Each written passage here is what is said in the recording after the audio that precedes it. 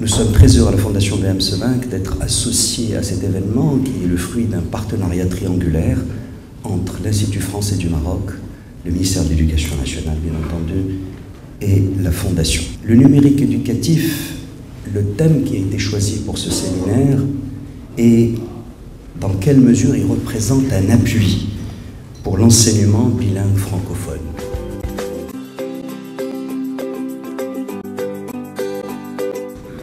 Le thème de cette première édition, le numérique éducatif, un appui pour l'enseignement bilingue francophone, se veut volontairement ouvert aux aspects divers et variés de l'innovation pédagogique par le numérique, avec un accent mis sur l'enseignement bilingue francophone. Mesdames et messieurs, ce séminaire se propose donc d'initier les formateurs, inspecteurs et enseignants des CERMEF, des centres régionaux aux métiers de l'éducation et de la formation, et technologies éducatives, une réflexion autour de l'intérêt de ces outils et de ces ressources, de favoriser les échanges autour des expériences vécues dans d'autres pays et de promouvoir les usages innovants du numérique à l'école. Cette thématique représente une des solutions structurelles à la modernisation du système éducatif. Aujourd'hui, cet événement de grande portée illustre le choix stratégique d'activer un ressort solide du système éducatif rénové et enrichi grâce au numérique éducatif. Excellences, Mesdames et Messieurs, le numérique éducatif n'est pas une fin en soi, ni un gage obligatoire que nous devrions concéder à la modernité. Il est une opportunité et, dans le contexte marocain, il offre une palette d'outils pour relever les défis massifs et nombreux qu'affronte le système éducatif. Le numérique éducatif représente aussi un formidable levier pour renforcer l'impact des coopérations éducatives entre la France et le Maroc. Ce séminaire est en soi un outil de travail pour les coopérations qui s'engageront dans l'avenir.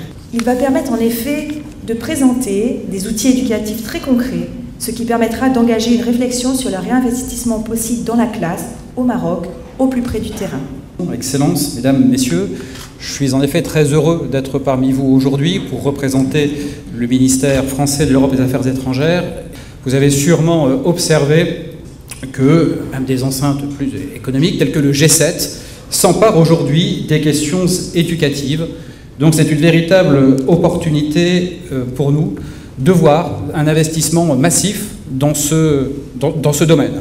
Je voulais aussi insister sur l'importance pour nous de partager l'expérience marocaine, qui est une réforme ambitieuse, exemplaire, innovante, et qui, à notre sens, doit être diffusée à l'échelle régionale. Donc on suit avec beaucoup d'intérêt ce qui se fait ici et cette co-construction qui est en cours depuis de nombreuses années.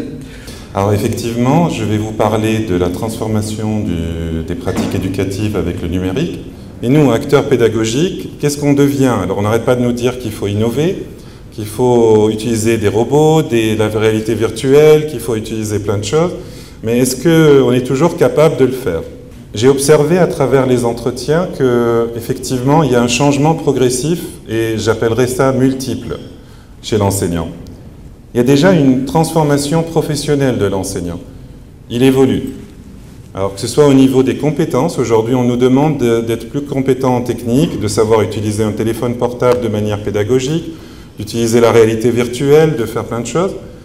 Mais je trouve que ce qui est plus important, c'est les compétences que j'appelle technopédagogiques. Alors rapidement, je rappelle que la stratégie du programme Génie, dont le lancement a été fait en 2005 par Sa Majesté le Roi, a été révisée en 2008, ensuite une première actualisation en 2009 et une seconde suite à la publication par le Conseil supérieur de l'éducation, de la formation et de la recherche de la réforme du secteur éducatif. Au démarrage, un seul mode d'équipement, la salle multimédia. En 2005, c'est la seule chose qu'on connaissait, de la formation, du contenu. Qu'avons-nous fait durant cette première période? 3000 établissements équipés, connectés, des études faites et 50 000 enseignants formés. Aujourd'hui, 12 ans après le démarrage, où en sommes-nous? 85% des établissements scolaires ont une connectivité et un équipement de base, soit une salle multimédia, une valise multimédia au niveau du secondaire et au niveau du primaire, des valises multimédia, avec des expériences pilotes menées pour tester les tableaux blancs interactifs dans une centaine d'écoles, les tablettes dans une centaine d'écoles rurales aussi.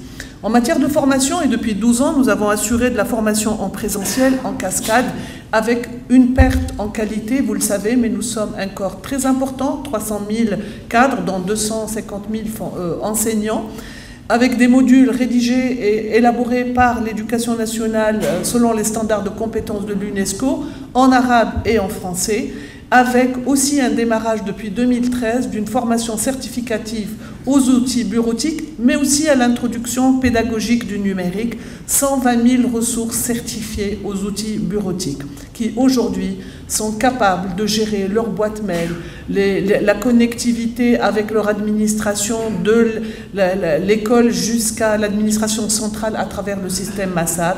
Et comme ce n'est pas suffisant de former en présentiel, nous avons mis en place plusieurs formations à distance, dont le MOOC Génie, Scholertis et Compractis, qui vise à former tous les enseignants qui le souhaitent.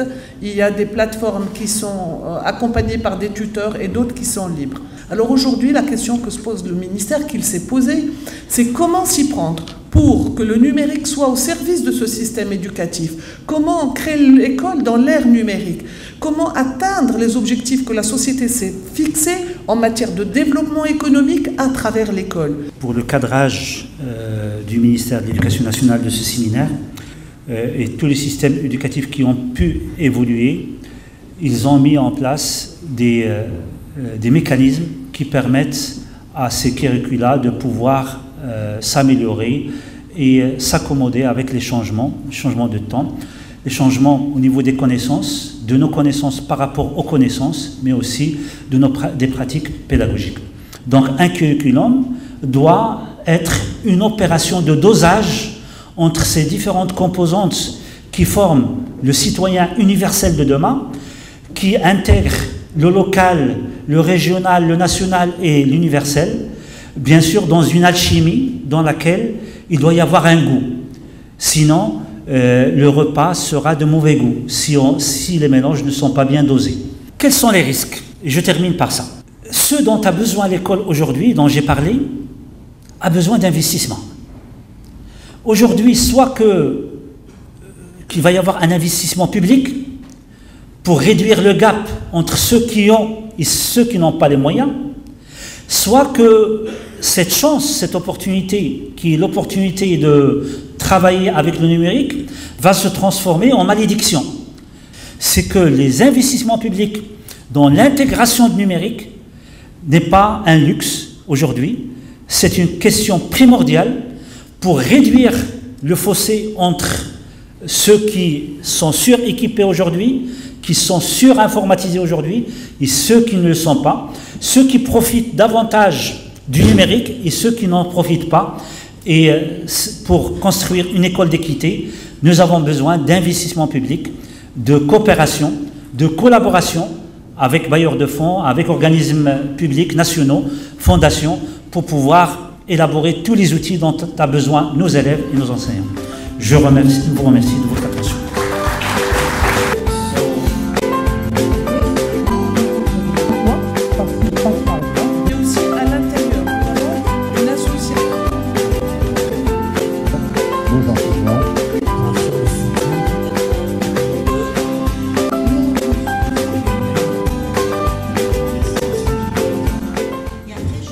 Le numérique doit être intégré de façon structurelle dans les parcours de formation initiale et continue des enseignants et bien sûr dans le parcours scolaire de l'élève. Pour ce faire, la maîtrise du numérique doit être une compétence effective dans les curricula ainsi que dans le référentiel de l'enseignant.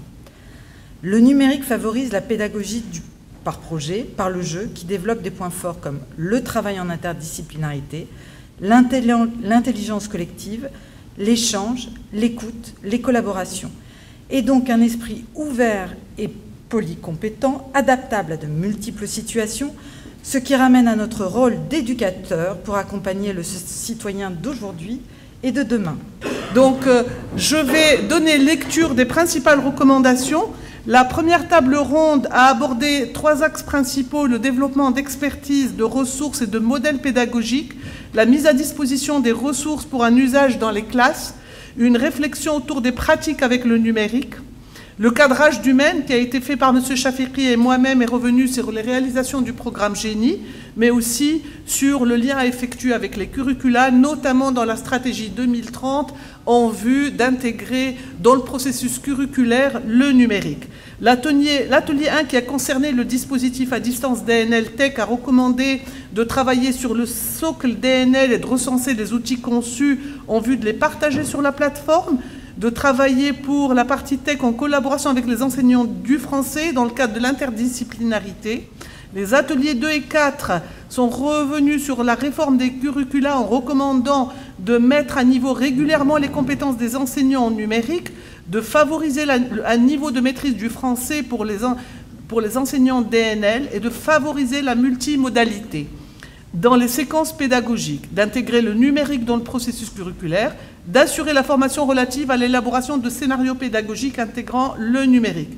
L'atelier 3, concernant la formation français et DNL, a soulevé les questions relatives aux techniques de gestion de la classe, de différenciation pédagogique et d'évaluation. L'atelier 5 sur la formation à la web radio a mis en exergue la pratique pédagogique que permet un projet, qui permet aussi aux élèves de mobiliser les compétences spécifiques du projet et d'utiliser la radio, qui est un moyen de travail des compétences axées autour de l'oralité et de l'acquisition du langage. Et l'intégration du numérique facilite bien sûr la mise en œuvre de tels projets radio, vu le coût. La conférence de Maria Causa est revenue sur les compétences nécessaires aux enseignants de DNL et sur les compétences linguistiques, disciplinaires, méthodologiques et culturelles. Les compétences se retrouvent dans le diplôme EDIL porté par l'Université Bordeaux-Montaigne. La table ronde, qui a eu pour thème les enseignants de français et de DNL en classe bilingue, a recommandé d'adapter des besoins au contexte local et éducatif marocain. Le numérique fait partie des compétences vitales du citoyen d'aujourd'hui et d'accompagner et développer des compétences des enseignants et des formateurs pour améliorer les pratiques en classe. Les ateliers 6, 7, 8, 9 et 10 ont mis en exergue des compétences transversales qui sont utilisées via les outils numériques que sont l'esprit coopératif, collaboratif, la dynamique du groupe, la communication orale en français, l'échange, l'esprit d'écoute, la complémentarité, s'amuser en apprenant, ça c'est sympa, la cohésion, l'intelligence collective, l'apprentissage par les pairs, le challenge, le défi en français. Alors la table ronde de 14 h cet après-midi sur les échanges de bonnes pratiques a mis aussi les recommandations suivantes. Introduction progressive de la seconde langue en recherchant la synergie possible entre celle-ci et la langue locale. Je pense que aussi lors de la table ronde d'hier, on a eu cette approche. L'introduction progressive et parallèle du numérique, la production de ressources numériques et leur utilisation et services en ligne, le travail intégré en binôme des enseignants des langues et des DNL, la formation des enseignants en présentiel et à distance et leur accompagnement dans les projets, l'adoption des référentiels de compétences. Je vais appeler juste Evie pour les remerciements. En réalité, tout a été dit. Donc moi je vais vous souhaiter un bon retour. Merci encore à toutes les personnes présentes, ceux qui ont intervenu dans les différents ateliers, les exposants aussi qui étaient à l'extérieur et qui n'ont pas forcément eu l'occasion de rentrer dans les ateliers, aux personnes qui sont venues de loin, aux personnes qui sont venues d'horizons différents aussi. Enfin, c'était très intéressant, c'était juste une introduction, c'était une action, une première expérience dans ce sens-là. On espère que ça va se refaire et on espère surtout que l'année prochaine, ce sera plus scientifique, plus long, peut-être, si vous êtes d'accord. On verra ça plus tard. Merci à tout le monde, rentrez bien.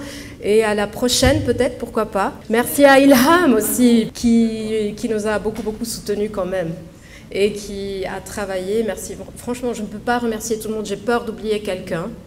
Je vous remercie tous. Merci beaucoup. Au revoir. Et bravo à vous.